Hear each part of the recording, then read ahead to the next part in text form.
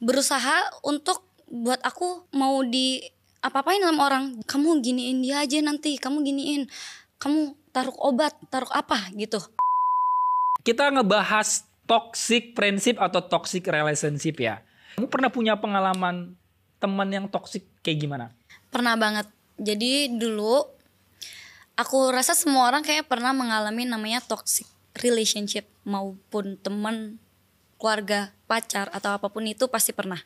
Nah, kalau di posisi aku pernah ngerasain toxic friendship, dimana temen aku ini malah ngejerumusin aku di hal-hal yang nggak benar. Jadi aku punya temen dulu, dibilang deket iya, deket banget karena dulu aku selalu berduaan pergi kemana-mana sama dia. Jadi kenapa aku bilang temen ini toxic? Karena temen ini waktu itu yang memperkenalkan aku pertama kali ke hal-hal yang tidak baik. Karena dulu aku benar-benar nggak ngerti sama hal tersebut. Dan karena misalnya iman aku tuh kuat, jadi aku tahu hal yang benar dan nggak benar. Nggak masalah untuk tahu hal gitu, tapi nggak boleh dilakukan yang melebihi batas. Sebagai teman yang baik, pasti kalian menjaga teman kalian kan. Nah, tapi teman aku ini malah berusaha untuk buat aku mau di apa-apain sama orang. Jadi dia tuh nyaranin teman aku misalnya nih, kayak kamu giniin dia aja nanti, kamu giniin, kamu taruh obat, taruh apa gitu. Untungnya karena Tuhan itu baik, aku yakin juga Tuhan lindungi aku saat itu juga. Jadi orang itu nggak berani, orang itu bilang ya enggak lah, nggak boleh lah, jangan gitu.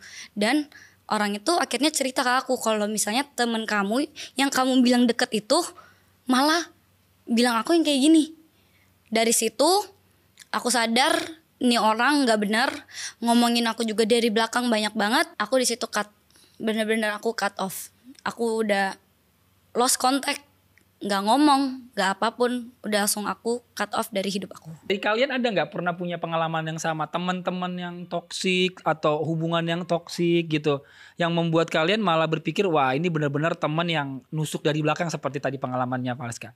Aku udah ngalamin berapa kali kalau yang namanya toxic friendship, dan itu aku benar nggak tahu sampai sekarang kenapa aku nggak bisa milih orang yang sebenarnya baik menjadi teman atau enggak. Soalnya tuh aku tuh selalu disakitin dulu baru akhirnya bisa pergi. Itu kayaknya kalau yang paling recent lah ya, yang paling recent aja itu sebuah toxic yang orang itu nggak sadar. Biasanya tuh orang kalau denger cerita kayak gitu tuh nggak sadar kalau itu sebenarnya perbuatan toxic. Itu tuh guilt tripping.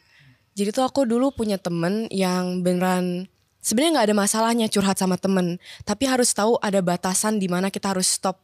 Soalnya teman kita juga nggak certified psychologist yang bisa dengerin semua yang kita bilang dengan mental yang kuat. Jadi aku dengerin cerita-ceritanya dia juga ikut down. Jadi itu sebenarnya walaupun aku dengerin dia down, kayak aku maunya menjadi teman yang baik dan bisa mendengarkan cerita-ceritanya dia gimana, hidupnya dia gimana, masalahnya dia gimana. Tapi aku jadi malahnya rasanya down semua juga. Jadi saya kayak beneran kayak dia punya masalah tapi one sided gitu. Jadi kayak aku jadi terapisnya tapi aku juga gak bisa curhat ke dia, karena kalau aku curhat takutnya dia malah jadi lebih down lagi gitu kan. Pernah punya pengalaman dengan toxic friendship atau toxic relationship ya?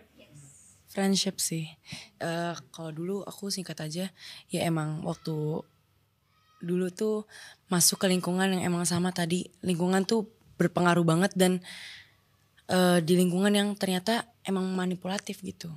Jadi semua tuh tertuju ke sini gitu, apa ya, dimainin lah. Jadi kita takut salah ngomong tuh hati-hati. Jadi bener-bener itu bener-bener di brainwashed banget. Jadi seakan-akan tuh ngelakuin apa aja salah. Gimana kamu dari pengalaman kamu untuk kayak memutus atau meng-cut off orang-orang yang mungkin merusak kita? Oke. Kalau dari aku, orang siapapun itu bisa banget ngecewain kita, tapi kita nggak mungkin ngecewain diri kita sendiri. Jadi kalian pahamilah red flag orang yang di sekitar kalian. Misalnya kalian kalau misalnya udah ngerasa nggak enak nih sama seseorang, kayak aduh kok aku merasa dia tuh kayak gini ya. Kalian coba pikir, kalian bisa nggak terima orang itu ke depannya? Bisa nggak kalian nih sama orang ini selama berpuluh-puluh tahun? Yang dikategorikan red flag itu dalam hubungan yang kalian pernah jalan itu apa sih? Oke, jadi kalau untuk aku, jujur sampai sekarang aku punya toxic friends kayaknya lebih dari satu. Salah satu sifat toxic friend yang aku hafal banget itu, dia jadiin kamu teman cuma di saat itu doang. Misalkan let's say saya lagi berdua sama dia bakal jadi orang terbaik yang pernah kalian lihat. Misalkan kayak dia muji-muji lah, gila lu keren banget tadi ininya, atau gila lu pinter banget hari ini, atau apalah pokoknya sesuatu yang bisa nge-comfort kita. Cuman misalkan let's say kita lagi rame-rame gitu, masa yang rame-rame banget lah 6 orang, 7 orang gitu. Bisa aja tiba-tiba kita jadiin target kata-kataan. Iya bukan di sini doang, benar-benar dikatain. Misalkan kayak ya gitu doang bangga, atau enggak misalkan kita dapat ya, yang skor bagus, hoki doang itu nggak bisa lu sebenarnya kayak gitu. Gimana kita biar bisa menjadi teman yang baik bukan teman yang toksik? Saya selalu diajarin kalau misalkan semua orang itu bisa menjadi kenalan kita, tapi nggak semua orang bisa jadi teman kita gitu ya. Untuk menjadi teman yang baik sama kayak kita mau gimana caranya bisa memperlakukan orang lain itu sama kayak diri kita sendiri, tapi untuk menjadi teman yang baik ya gimana caranya supaya kita bisa menerima mereka.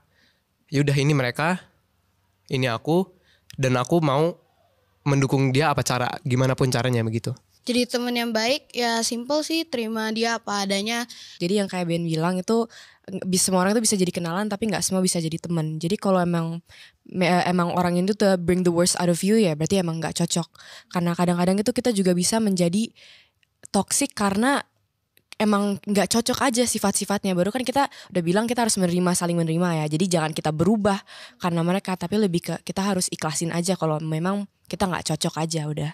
Pribadi ini kan tadi kita bilang bahwa kita harus jadi teman yang baik. Teman yang baik adalah mencerminkan karakternya Tuhan kan, Yesus lah. Yesus secara pribadi bagi kalian tuh apa sih? Dari cewek mungkin diwakilin siapa? Di mata aku sih melihat Tuhan sebagai Bapa ya, kan sebagai Papa, sebagai sahabat. Karena dia juga pemaaf dan hanya dia yang tahu kita.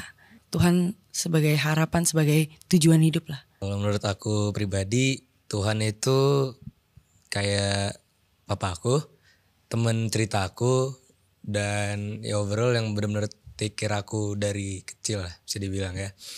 Karena seperti manusia pada umumnya, aku pasti punya ups and downs dong.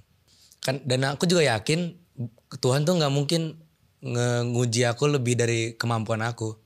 Karena emang itu juga yang dikatakan di Alkitab kan, bahwa Tuhan itu gak mungkin mencobai umatnya lebih dari kemampuan umatnya. Setiap minggunya, setiap tayangan Super Youth berlangsung, ada ratusan hingga ribuan remaja dari berbagai daerah yang menghubungi layanan doa dan konseling CBN untuk curhat seputar hubungan percintaan, hubungan pertemanan yang toksik, tentang permasalahan di sekolah, dibully, disakiti oleh teman, masalah di keluarga yang merusak gambar diri kamu dan lainnya. Banyak juga dari mereka yang merasa dikuatkan setelah dilayani tim kami. Jika saat ini kamu juga sedang punya struggle atau suatu permasalahan yang buat kamu putus asa dan gak ada orang yang mau mendengarkan kamu bisa menghubungi kontak layanan doa dan konseling CBN di nomor yang tertera di bawah ini. Karena kalian bukan hanya bisa curhat, tapi kalian bisa juga dikuatkan melalui doa. Karena kita percaya bahwa doa sangat besar kuasanya. Jadi jangan ragu untuk menghubungi kapanpun kamu mau ya. Karena kami siap melayani 24 jam setiap harinya.